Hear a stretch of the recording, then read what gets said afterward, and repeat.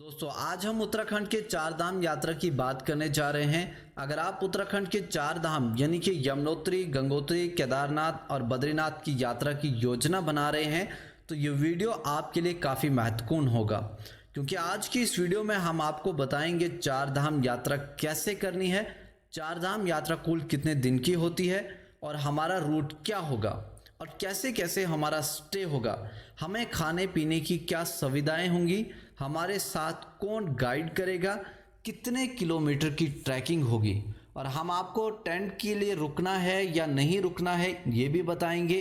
Hotels available हो जाएंगे, क्या चीज़ें इंपॉर्टेंट चीज़ें हैं, रजिस्ट्रेशन कैसे होगा और अगर आपके साथ कोई बड़े बुजुर्ग हैं और वो पैदल चलने में असमर्थ हैं तो घोड़े, खच्चर या हेलीकॉप्टर की क्या फैसिलिटी होगी, सभी जानकारी आज की इस वीडियो में आपको मिलेगी। और आखिर में ये भी बताऊंगा कि एक आदमी का चार धाम यात्रा में कुल कितना खर्चा लग जाएगा। तो बने रहिए इस वीडियो के पूरे आखिर तक। और अगर आप इस चैनल पे नए हैं तो प्लीज़ इस चैनल को सब्सक्राइब कीजिए, वीडियो को लाइक और अपने दोस्तों में ज़रूर शेयर कीजिए।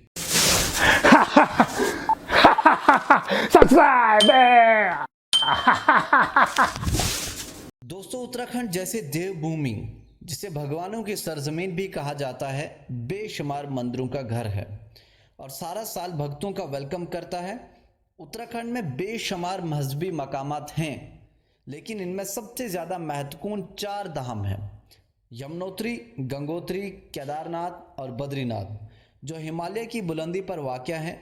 हिंदी में चार का मतलब चार है और धाम का मतलब मुकद्दस मुकामात। ऊंचाई वाले मुकाम हर साल तकरीबन 6 माह तक बंद रहते हैं। गर्मियों में अप्रैल या मई में खुलते हैं और सर्दियों की शुरुआत अक्टूबर या नवंबर के साथ बंद हो जाते हैं। तो सबसे पहले बात करते हैं कि ये चार धाम यात्रा कितने दिन की होती है। तो बेसिकली चार धाम यात्रा शुरू होती है हरिद्वार से और हरिद्वार के लिए हिंदुस्तान के हर कोने से ट्रेन और बस जैसे ट्रांसपोर्ट उपलब्ध हैं। तो हरिद्वार से हमारी यात्रा शुरू होगी और हरिद्वार पे वापस हमारी यात्रा खत्म होगी। धाम यात्रा की ये जो योजना बनती है ये लगभग 9 रात और 10 दिन की बनती है।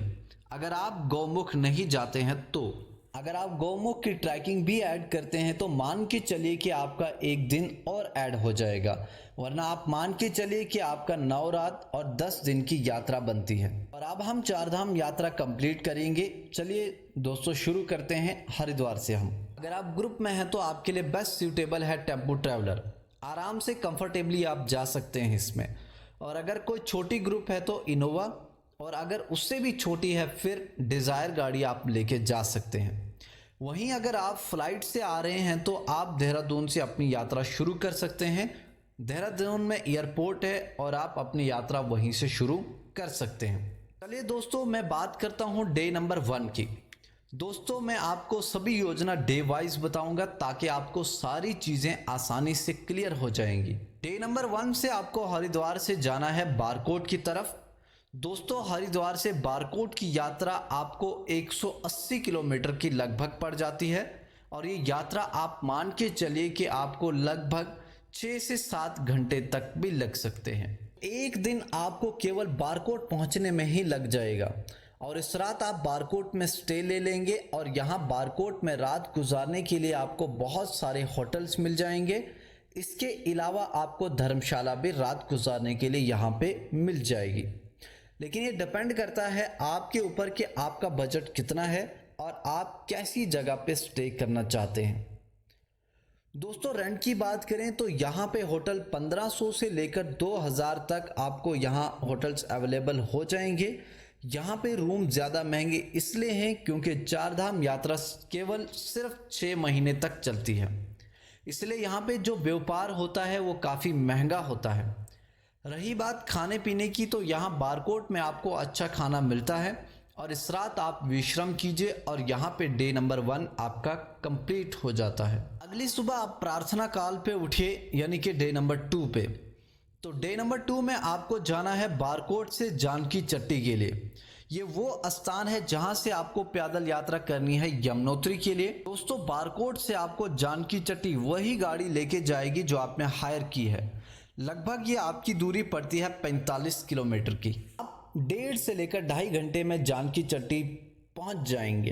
जानकी चट्टी से आपकी पैदल यात्रा शुरू होती है यमुनोत्री के लिए, और ये यात्रा लगभग आपकी 5 किलोमीटर की होगी, जिसमें आपको 1.5 से लेकर 2 घंटे लग सकते हैं और आप यमुनोत्री पहुंच जाएंगे। यहाँ पे आप माता के दर्शन कीजिए, यहाँ पे आप आइए, थोड़ा सा वक्त गुजारिए, माथा टेकिए, फिर वापस आइए आप जानकी चट्टी के लिए, और फिर गाड़ी के माध्यम से आप वापस आइए बारकोट के लिए, और डे नंबर 2 की रात आप बारकोट में ही स्टे कीजिए। अगली सुबह प्रार्थना काल डे नंबर 3 पर उठिए। आपको बारकोट से जाना है अब उत्तरकाशी के लिए, और ये दूरी है जो लगभग बारकोट से उत्तरकाशी के लिए सिर्फ 80 किलोमीटर की है, और ये यात्रा आपको तय करने के लिए 3 से 4 घंटे लग सकते हैं, और उत्तरकाशी में आपको अपना स्टे बना सकते हैं।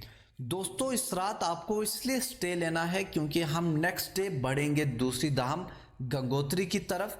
इस रात आप यहाँ किसी भी होटल में रह सकते हैं, और यहाँ पे आपका डे नंबर 3 खत्म हो जाता है। अगली सुबह प्रार्थना काल पे उठिए, यानी कि डे नंबर 4, और डे नंबर 4 को आपको उत्तरकाशी से जाना है गंगोत्री के लिए, और ये गंगोत्री जाने के लिए आपको किसी भी तरह की ट्रैकिंग नहीं करनी है। हालांकि आपको मैं यहाँ पे बताना चाहूँगा कि 4 धाम यात्रा में आपको केवल 2 ही धाम में ट्रैकिंग करनी है, और 2 धाम में आपको डायरेक्ट गाड़ी छोड़ेगी।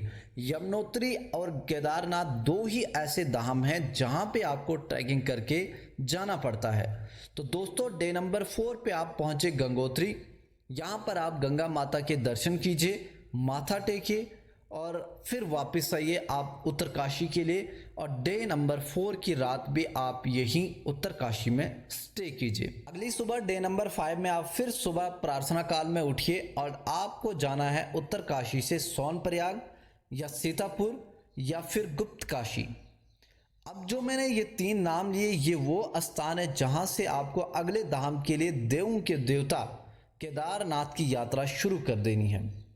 दोस्तों, सीतापुर तक हालांकि आपकी गाड़ी जाती है, और सोनप्रयाग तक भी आपकी गाड़ी जाती है, लेकिन रश होने के कारण जहां भी आपको होटल इन जगहों पे मिलेगा वहां पे आप स्टे कर सकते हैं। तो दोस्तों, डे नंबर 5 में आप उत्तरकाशी से सोनप्रयाग आइए, और ये रास्ता 220 किलोमीटर का है, और ये 220 किलोमीटर तय करने में आपको लगभग 8 से 9 घंटे तक लग सकते हैं, और इस दिन आप सोनप्रयाग में स्टे ले लीजिए, और आपका डे नंबर 5 यहीं पे ख़त्म हो जाता है। अगली सुबह यानी कि डे नंबर 6, तो डे नंबर 6 में आपको यात्रा शुरू करनी है महादेव के लिए, जो कि आपका है गौरीकुंड से। दोस्तों, आप पहले सोनप्रयाग से गौरीकुंड चले जाइए, और सोनप्रयाग से गौरीकुंड के लिए आपको बोलेरो का साधन लेना पड़ेगा, जो कि उत्तराखंड गवर्नमेंट की तरफ से चलाया जाता है। 30 से 40 रुपये सवारी लेता है, और आप गौरीकुंड पहुंचेंगे, और फिर गौरीकुंड से आपकी 16 से 17 किलोमीटर की पैदल यात्रा शुरू हो जाएगी केदारनाथ के लिए। दोस्तों, केदारनाथ पहुंचते पहुंचते आपको शाम हो जाएगी, और डे नंबर 6 उस रात आप केदारनाथ में ही अपना स्टे करेंगे। दोस्तों, यहाँ पे अगर आप पैकेज लेते हैं तो आपको यहाँ होटल प्रोवाइड कर दिए जाएंगे। इसके अलावा आपको यहाँ हाउस टेंट भी मिल जाएंगे। GMVN उत्तराखंड की गवर्नमेंट की तरफ से एक पोर्टल है, उनकी तरफ से ये सारी चीज़ें उपलब्ध की जाएंगी। तो डे नंबर 6 आपका यहीं पे ख़त्म होता है। अगली सुबह प्रार्थना काल आप फिर से उठिए, यानी कि डे नंबर 7 पे महादेव के दर्शन कीजिए, और वापस अपनी ट्रैकिंग शुरू कीजिए। डे नंबर 7 में आप केदारनाथ मंदिर से आप नीचे 16 से 17 किलोमीटर उतरिए, और गुप्त काशी या सोनप्रयाग में अपना स्टे ले लीजिए। अगली सुबह यानी कि डे नंबर 8 पे आपको सोनप्रयाग से डायरेक्ट निकलना है बद्रीनाथ के लिए। तो दोस्तों, सोनप्रयाग से जो बद्रीनाथ के लिए दूरी है वो लगभग 220 से लेकर 230 किलोमीटर तक की है, और ये दूरी तय करने के लिए आपको 8 से 9 घंटे तक भी लग सकते हैं, और आप केदारनाथ पहुंच जाएंगे। यहाँ आप स्टे ले लीजिए। यहाँ पे आपको यात्री निवास बद्रीनाथ सुविधा GMVN सरकार की तरफ से सुविधा भी मिल जाएंगी। साथ ही साथ वहाँ पे धर्मशाला भी है। बद्रीनाथ में आपको किसी भी तरह की कोई ट्रैकिंग नहीं करनी है। यहाँ पे जाइए और बद्रीनाथ जी के दर्शन कीजिए, माथा टेकिए, अपनी मनोकामनाएं मांगिए, और फिर बद्रीनाथ में स्टे लेके विश्राम कीजिए। अगली सुबह डे नंबर 9 में आप बद्रीनाथ में जो दर्शनीय स्थल हैं जैसे कि माना गांव हो गया, बिम्फुल हो गया और भी एक दो दर्शनीय स्थल हैं, उन सब को दर्शन करने के लिए पश्चात आप बद्रीनाथ से आइए पीपल कोटली। दोस्तों बद्रीनाथ से पीपल कोटली का जो डिस्टेंस है वो लगभग 75 किलोमीटर पड़ती है और ये 75 किलोमीटर हार्डली आप 2 घंटे में तय कर सकते हैं। यहीं पे आप स्टे ले लीजिए और डे नंबर 9 इस तरह से आपका यहीं पे ख़त्म होता है। अगली सुबह प्रार्थना काल में उठिए यानी कि डे नंबर 10 और ये डे नंबर 10 आपका अंतिम दिन होगा इस 4 धाम यात्रा का और इस दिन का सफ़र आप पीपल कोटली से वापस अपना सफ़र हरिद्वार के लिए शुरू करेंगे। हरिद्वार की दूरी लगभग यहाँ से 230 किलोमीटर की है और ये 230 किलोमीटर की यात्रा तय करने के लिए आपको 8 से 9 घंटे भी लग सकते हैं। इस तरीके से आप पहुँच जाएंगे हरिद्वार। ये 9 रात और 10 दिन की यात्रा होती है 4 धाम की। अब कुछ महत्वपूर्ण बातें, अगर आपके साथ कोई बुजुर्ग हैं तो आपको घोड़े या खच्चर या हेलीकॉप्टर की ज़रूरत है तो इस वेबसाइट पे आप बुकिंग कर सकते हैं क्योंकि यमुनोत्री और केदारनाथ के लिए अवेलेबल है। हेलीकॉप्टर का रेट मैं यहाँ पे नहीं बता सकता क्योंकि ये रेट्स हर बार ऊपर नीचे होते रहते हैं, तो वो आप वेबसाइट पे जाके चेक कर सकते हैं। इसके अलावा एक यात्री को, एक आदमी को 4 धाम यात्रा करने के लिए खर्चा जो लगभग होता है वो 30 से लेकर 40 हज़ार तक आ सकता है। तो दोस्तों ये रहा आज का एपिसोड। उम्मीद है कि आपको ये वीडियो पसंद आया होगा। मिलते हैं अगली एक शानदार सी वीडियो में।